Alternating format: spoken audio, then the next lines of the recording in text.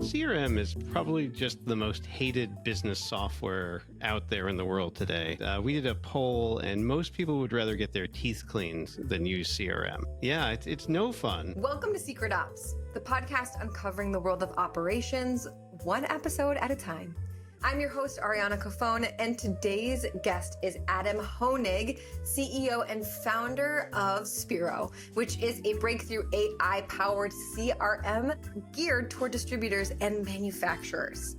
Now, if you hate CRMs, so does Adam, which makes this episode terribly fun, because he has made it his mission to redefine how we use it to make not only our work easier, but to give us time to do the things that we actually are good at doing, which is the human-to-human element. So we dive into that journey and talk about some things that can redefine how we approach our work. Adam, so wonderful to have you on Secret Ops. We're going to talk about CRMs and why we kind of hate them, but why they're necessary evil and how we can rethink them. That's been your world for many years. Yeah, well, I mean, CRM is probably just the most hated business software out there in the world today. And, just to, put some context in it, we did a poll, and most people would rather get their teeth cleaned than use CRM. I literally just got my teeth cleaned. I will tell you, I agree. Yeah, it's no fun. And, for people who are not familiar with CRM, it was sort of invented as a way for salespeople to be updating the company basically on what's happening with customers and leads and stuff like that. And the great innovation that spawned CRM is basically an input field where you can type all your notes and hit save. So imagine you're a salesperson, and by the way, most of your income is based upon actually doing sales. And now you've got this other thing that you need to do, which is called typing information into a box. And it kind of grew from there to the point where not only do you have to put in what happened, you have to enter a contact, you have to have a company, you have to have all this data. And if you're a typical salesperson, you're like, this is BS. I don't want to have anything to do with this. And so that's, at its very core, why people hate CRM. Having navigated rolling out CRMs with sales teams, general teams, I can attest that is the general vibe. Because I think what has happened over time is let's put in some basic inputs to let's put in every single piece of information that becomes then a manual task that is arduous. It's just bringing down the whole day. Yeah, and if you think about it, the ask of salespeople to update all this information is not to their benefit at all, typically. It's really to the benefit of the manager. It's to the benefit of the company. And so you're asking me to do something that doesn't help me at all. That's a pain in the neck. And there's just so many horror stories of salespeople, going throughout their day, meeting with 5 or 6 different prospects, and they have to spend hours in the evening updating everything. And, I had met one sales guy who called CRM a soul-sucking corporate control tool. And I think that's just really scratching the surface on what people think about this, For those listening to us and we are saying CRM, can you just explain what a CRM is in very basic terms and then bring it into the context of what you do at Spiro? So CRM, you can think of it as a database of all of the contacts that your company's interacting with, whether they're customers or prospects. You can think of it as a database of the different opportunities or deals or leads that you're working with these customers and basic contact information about the people and the companies, the demographics. So if you're like, hey, we want to target, food processors in South Carolina, we could go to that database and we can get a list of it. And you could be like, oh, Bob spoke with them last week. And so it could be very helpful to know what's going on with all of your customers and prospects if you want to make informed decisions about how to talk with them. So the classic example is, we have a meeting coming up. We want to know everything that's happened with this company. We want to know the history. We want to know what they've bought from us. So when we show up, we're super prepared and we're really able to help them in whatever facility that we're helping them with. That would be ideal. The challenge, as we've discussed, is how do you get all of that information into the system? And CRMs have required the labor of salespeople to do that for years, for almost 2 decades at this point. And so Spiro, we call ourselves the anti-CRM because our goal is to have all of that information and nobody needs to do anything to get it. So that's sort of the idea behind what we're up to. I have to compliment you. When I went to your website, I have not seen such beautiful onboarding right on a homepage. So when you land on your website, you immediately see a platform and you're clicking on different aspects to sort of rethink how a CRM should function within your mission as a business. And I was going through it and I was like, oh yeah, salespeople hate doing that. I as an operator hate doing that. Oh yeah, I don't, that's how I project operational forecasting, but I hated updating that. And it's interesting because every assumption of what we don't like in a CRM, you as a business has tried to proactively rethink that. Where did even that passion come from? Because not many people care about it or want to do that. Yeah, well, I had the fortune and misfortune before starting Spiro of starting another company. It was called Innovere, and we grew that company to be one of the largest Salesforce.com consulting partners worldwide. And for those people not familiar with Salesforce, they're the leading CRM software vendor. They basically invented the whole thing. And we would help companies ranging from Charles Schwab to MetLife to Abbott Labs with CRM. They'd pay millions of dollars for my company to help them set it up, and then nobody would use it, and it would be a big problem. And so we made millions and millions of dollars doing that, and everybody hated it. It was this weird thing. And so it was fortunate in the sense that we built a very successful business that we ultimately sold, but the clients were just perennially unhappy. And so for me, what personally happened is we sold the business, and I saw the movie Her, and it kind of changed my life. I don't know, are you familiar with the movie Her at all? Yeah, absolutely. So Yep. Scarlett Johansson, just her voice on an app is basically telling Joaquin Phoenix what to do all day. And I'm watching this movie and I'm like, holy cow, this is what people need. They don't need Salesforce. They need just Scarlett Johansson advising them what to do all day. And so the whole idea of Spiro was that for sales. Scarlett Johansson, she was not available when we were starting the company, so she wasn't involved, but maybe later we'll get her involved. She was doing some film, whatever. Yeah, she's busy. She's busy. So when what Sphere does is like, because we just automatically capture all the information about what's happening with customers, like Spiro literally reads emails of salespeople, it joins calls with them. All the data just automatically flows in, and then it can look at the data and say, hey, you have forgotten about this customer who usually buys something from you every couple of months, and you should give them a call. And so it's doing that Scarlett Johansson thing in the background, kind of giving people advice without them ever having to do work for it, if that makes any sense. Definitely. Because you've lived in all of the evolutions of what a CRM is, at what point was the technology ready for you to be able to do that? So we started the company in 2014, and it took us about 4 years to figure how to do even the most basic of things. And so it was really a lot harder than we thought initially. But I think, starting about 5 years ago, we really cracked the code on how to make this thing work. So I'd say probably with all of the advances in AI in the past 3 years, it's really just taken off like crazy. Like there's so many things the AI can do now that wasn't possible. Like, let me give you an example. Like Spiro reads the email signatures of people you're emailing with and just updates the phone number. It updates the title. And it knows whether they're in or out of the office based upon the emails that you're getting. So it just can build up all this data, again, without anybody doing anything because of the AI. And if we think about it, so if you're trying to figure out before AI how to do that, you have to be really prescriptive. And we all know that people's signatures are formatted differently. They have different information. Yes. So there's not like a template that you can use to then pull that in automatically.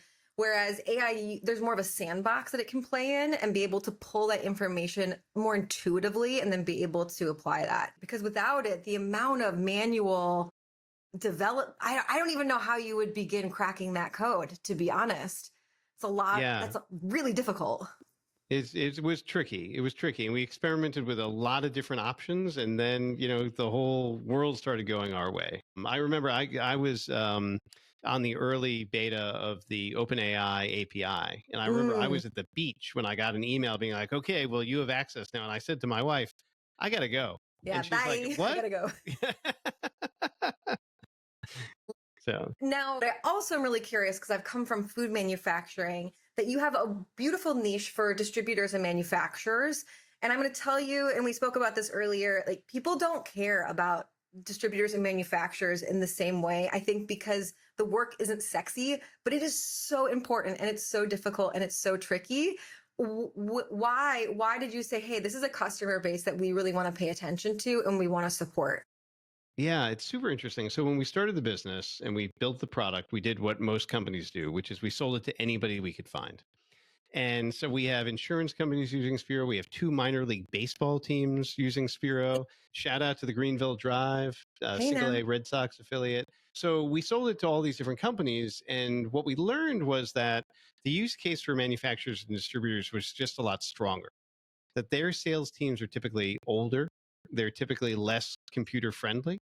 And so they, more than anybody else, they need the AI just to do stuff for them. If you're like a hot young tech startup, your guys probably know how to use Salesforce. But if you try to take, an old CRM platform and give it to a bunch of manufacturing guys, they're going to look at you like, I'm going to go to the bar. Like Yeah. that's going to be what happens. So once you figured out that customer base, did you user test a lot with them to figure out, hey, how do we serve them best? Did you find that they were needing the same things? Yeah. So when we discovered that it was going really well in those particular sectors, we really leaned into it. And one of the things that we learned was that companies, manufacturers, and distributors, they sell physical products.